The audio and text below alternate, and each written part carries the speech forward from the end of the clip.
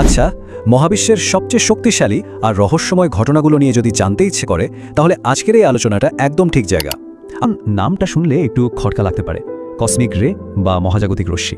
তো প্রথম দিকে বিজ্ঞানীরাও এটাই ভেবেছিলেন যে এগুলো হয়তো আলোর মতনই কোনো রশ্মি, কিন্তু পরে জানা গেল না, এগুলো আসলে আলো নয়, এগুলো হলো আসল কণা, মানে পার্টিকেল। দেখুন, এই কণাগুলোর মধ্যে সিংহভাগই মানে প্রায় 90% হলো প্রোটন, সোজা কথায় হাইড্রোজেনের নিউক্লিয়াস আর কি।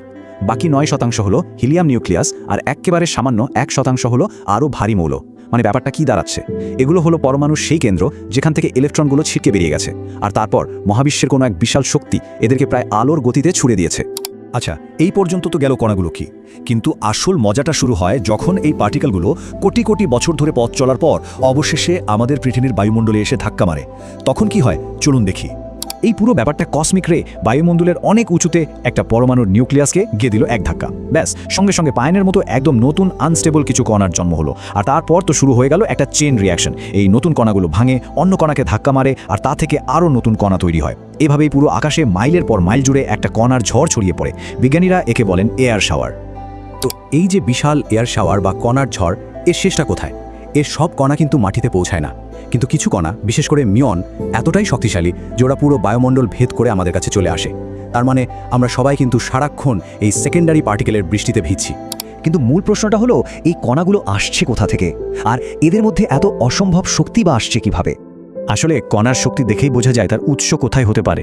যেগুলো একটু কম শক্তির সেগুলো সাধারণত আমাদের নিজেদের গ্যালাক্সি মিল্কি ওয়ে থেকেই আসে, ধরুন কোনো সুপারনোভা বিস্ফোরণ থেকে।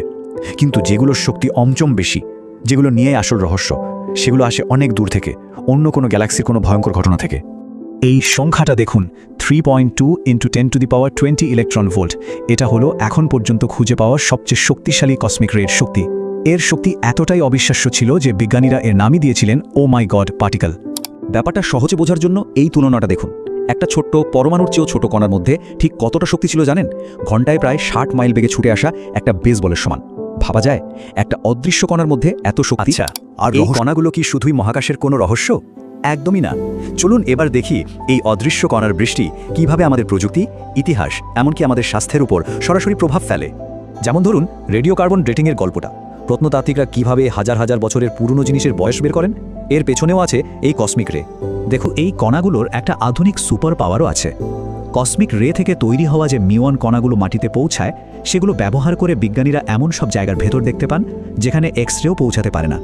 যেমন ধরুন কোনো জীবন্ত আগ্নেয়গিরির ভেতরে কি হচ্ছে, বা পিরামিডের ভেতরে কোনো গোপন ঘর আছে কিনা, এমনকি বর্ডারে কন্টেনার স্ক্যান করে ভেতরে কি আছে সেটাও বলে দেওয়া যায়।